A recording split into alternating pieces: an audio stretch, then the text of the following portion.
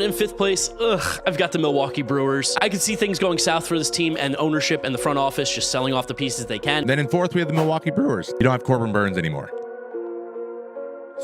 Then there's Milwaukee, from first to worst. Coming in fourth place, I have the Brewers. I see the Brewers taking a step back this year with a record of 82-80. They have done a tremendous job. In fact, I don't know how they're 7 games up in this division.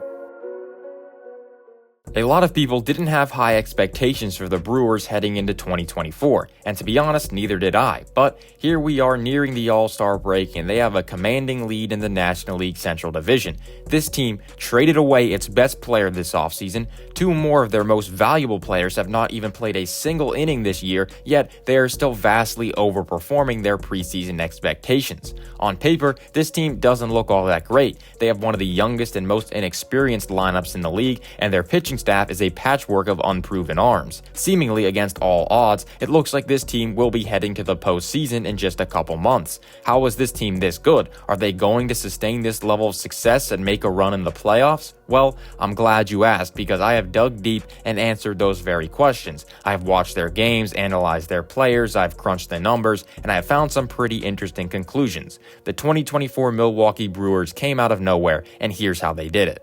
By the way, 97% of you are not subscribed, so if you enjoy the videos, it's 100% free, and you can always unsubscribe at any time.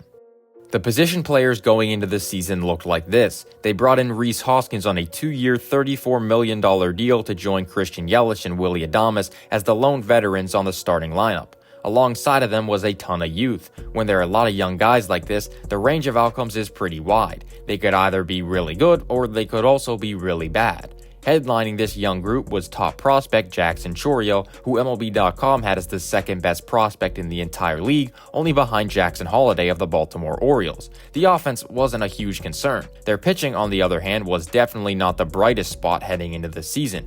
Their former ace Corbin Burnes was traded away for a package of young controllable players before the season. Brandon Woodruff was ruled out for the season after undergoing shoulder surgery. Devin Williams, the team's lockdown closer, was going to be out the majority of the year with a back injury. Arguably, the 3 most important arms that the Brewers had in 2023 weren't going to be pitching this year. This is what the Brewers had been known for, their pitching. And if they weren't going to have their pitching anymore, the team wasn't expected to be a competitor going into 2024. This is the staff that they ended up piecing together in the offseason. As you can see, there aren't too many exciting names on here aside from Freddie Peralta. This is the biggest reason why the preseason predictions for the Brewers weren't too hot. Pacoda had them finishing with 79 wins and 3rd in the NL Central. Most people, including myself, weren't too high on this team going into 2024. But it's now the middle of July, and there they sit alone at the top of the NL Central with really no other team threatening them right now. Looking into some of the numbers, we can find some interesting conclusions. Hitting-wise, they are currently the 10th best team overall with a 108 WRC+. On the other hand, their pitching hasn't been all that great. The Brewers' pitching staff is 26th in the league when it comes to strikeout rate, with a rate of just 21.2%. This is bad. They are 21st when it comes to walk rate, with a walk rate of 8.4%. This is also bad. They are 27th in the league when it comes to home runs per 9 innings, with a rate of 1.2. This is also bad. They are 11th in the league when it comes to ERA, though, with a mark of 3.85. This is somehow good. They have an ERA plus of 106, meaning that they are 6% better than the league average team at giving up runs when adjusted for ballpark factors. Their pitching staff has been one of the worst in the league, yet they have prevented runs at an above average rate. Their FIP is at 4.41, which ranks 26th in the league. There is a huge gap between their FIP and ERA. FIP is a stat that aims to take fielding out of the picture when evaluating pitchers. After all, it's called fielding independent pitching. And that leads us to the reason why their ERA is 15 places higher in the MLB ranking. It's because of their defense. An often overlooked part of team building in Major League Baseball is the defense. A lot of the eyes are on the offense scoring runs and the pitchers mostly getting focused on when talking about run prevention. This makes sense because those are the 2 main factors when it comes to predicting how good a team is going to be. You can look at the lineup and you can look at the pitching staff. The defense doesn't get much love compared to those 2 aspects of the game. For the Brewers, though, it has been the key difference from them being an average team fighting for a wildcard spot to being a team with a commanding lead of their division. They They rank second in the league in outs above average with 24, only behind the Texas Rangers. This means that their defense is making a lot more outs than an average defense would. When you get these extra outs, those outs save runs, and a run saved on defense is just as good as a run scored on offense or a run prevented by a pitcher. By outs above average, the Brewers only have 2 below average defenders that they run out there consistently. As you might have guessed, those 2 are Christian Yelich and Rhys Hoskins. These guys are obviously here for their bat, and their below average defense doesn't really affect much since Yelich is a corner outfielder / DH at this point, and Rhys Hoskins, of course, is their primary first baseman. Those 2 positions hold very little value on defense, so having below average defenders play there is not going to drag the team down that much. 2 positions where you want good defenders are center field and shortstop because they get a higher share of the opportunities. Therefore, they have more chances to impact the game either positively or negatively with their defensive skill set. The Brewers' 2 best defenders just happen to play in those spots. Perkins has 8 outs above average, which is in the 96th percentile for outfielders, which is considered elite. Adames has 7 outs above average, which is in the 97th percentile for infielders, which is also, of course, considered elite. Not to mention, they also have other great defenders in Jackson Chourio, Joey Ortiz, Brice Turang, and Sal Frelick. When balls do get put in play, there is a pretty good chance that one of these guys is going to track it down. This defense helps make up for the lack of pitching talent that the Brewers have. Even though they don't get a lot of strikeouts, letting the opposing team put the ball in play against this defense is far from the end of the world. A big reason behind this great defense is the amount of athleticism that this team has. They rank first in the league in average sprint speed with a value of 28.1 feet per second. You see other young and athletic teams on this list as well, like the Royals, Reds, and Orioles.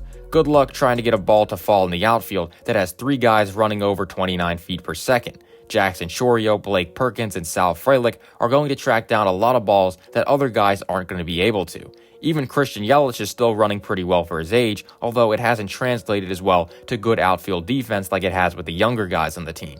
This speed obviously helps immensely on defense, but it also helps in other areas. It is in fact, in my opinion, the centerpiece of their entire offense. When you look into the numbers behind this offense, it is truly one of the more interesting units in the league. Let me explain. The offense has an overall WRC plus of 108, which means that they are 8% better than the average team at producing runs. They don't hit for a lot of power though. They rank 18th in the league in home runs and 21st in the league in isolated power, or ISO, which is just slugging percentage minus batting average. Most good offenses in the league typically have guys that hit for power. You think of the Dodgers, the Yankees, the Orioles, and Phillies. Their offenses are built off of power, and they are some of the best teams in the league because of it. The Brewers, though, they use their speed. You can't use that speed, though, until you get on base. Good thing for the Brewers, they are really good at it. They rank second in the league in on-base percentage with .332, thanks to their third-place walk rate of 9.6%. They are one of the best teams in the league when it comes to getting on base, and once they get on base, they are a nightmare for opposing teams.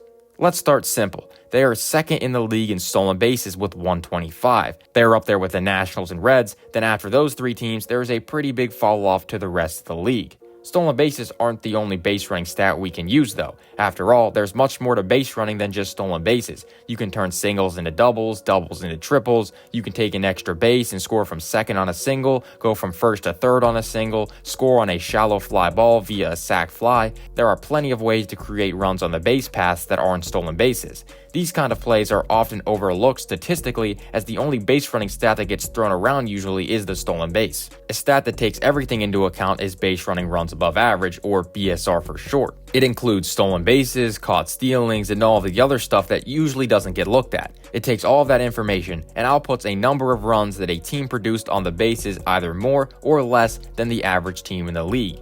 The Brewers rank second in the league with 11.6 base running runs above average. The only team above them is the Reds, and they have the best base runner in the league in Elly De La Cruz, so that makes sense.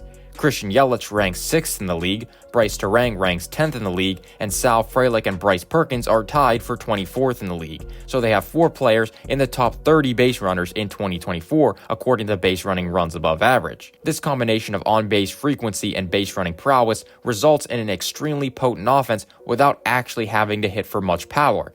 Power is typically expensive, and this is a big reason why the Brewers are successful this year and they have a payroll in the bottom third of the league. You don't have to spend money to win, especially if you know how to build a team correctly. Brewers GM Matt Arnold and his team in the front office has done a fantastic job at maximizing value while not having to break the bank as a small market team. A lot of Brewers fans may have frowned at the Corbin Burnes trade at the time, but now it's looking like the Brewers have won that trade easily. They get 6 years of Joey Ortiz, who was already put up 2.5 WAR in the first half of his rookie season, while they gave up just 1 year of Corbin Burnes. Yes, Corbin may have helped the Brewers out more in the short term, but in the long term, it looks like Joey Ortiz is going to be the more valuable player. This is how you have to run a team if you're on a tight budget on a small market team. They weren't going to re-sign Burnes in free agency, so they flipped him for 6 more years of good play from Joey Ortiz. This team is built really well, but we haven't answered the question yet. Is this sustainable? Are they going to make a run in the playoffs? And what can we expect from this team in the future? Well, you know the old saying, defense doesn't slump. That, for the most part, is true. I'm not really worried about this defense falling off anytime soon. Same thing goes for the base running. Typically, those things don't have much variance throughout a full season. I do want to mention, though, that I think their offense is overperforming a little bit. When you look at their quality of contact using expected WOBA and the results that they are getting using WOBA, they rank 3rd in the difference between the two. This could mean that some regression is coming in their hitting numbers. Turang, Perkins, Yelich, Ortiz, and Frelick are all significantly overperforming their expected WOBA right now. This doesn't mean that they will just start sucking in the second half of the season. I'm just concerned about the sustainability of the production they have put up so far at the plate in the first half of the season. It's a little concerning, but not the end of the world. Now, when it comes to the trade deadline, I don't think they're going to be huge buyers because it's not like they're in a must-win-now mode. They have their core players under contract for a while. This team is still very young. It really wouldn't make sense to go out and give up prospect capital for a bunch of rentals when this team may not even be at its strongest that it's going to be in the near future. They might go out and get a few cheap arms, but nothing too crazy is going to happen at the deadline. They already traded for Aaron Savali from the Cleveland Guardians, and I do think that's a good move as their pitching staff is definitely their weakest point, and I could see them bringing in 1 or 2 more arms, but I don't think they're going to be giving up too many prospects as their best days are still yet to come. I don't like their roster construction for a deep playoff run this year. Their pitching is just too weak in my opinion. Pitching becomes immensely valuable in the playoffs. I do think that they will finish out the year as the division leader. I just don't see them winning a 7-game series against a team like the Dodgers or Phillies in the playoffs. Anything can happen though, so it's still going to be interesting to watch. The 2024 Milwaukee Brewers, a team that has defied all expectations and emerged as a formidable force in Major League Baseball. With a mix of great defense, athleticism, and smart roster management, they've shown that success doesn't always come from star power and big budgets. It's about building a well-rounded team that can excel in all aspects of the game, from getting on base to making key defensive plays. As we look ahead to the rest of the season, there are certainly questions about the sustainability, but one thing is clear. The Brewers have laid a solid foundation for future success. Whether they continue this impressive run through the playoffs or use this season as a stepping stone for even greater achievements in years to come, Brewers fans have a lot to be excited about. Thank you for watching, subscribe if you enjoyed, and I will see you next time. Goodbye.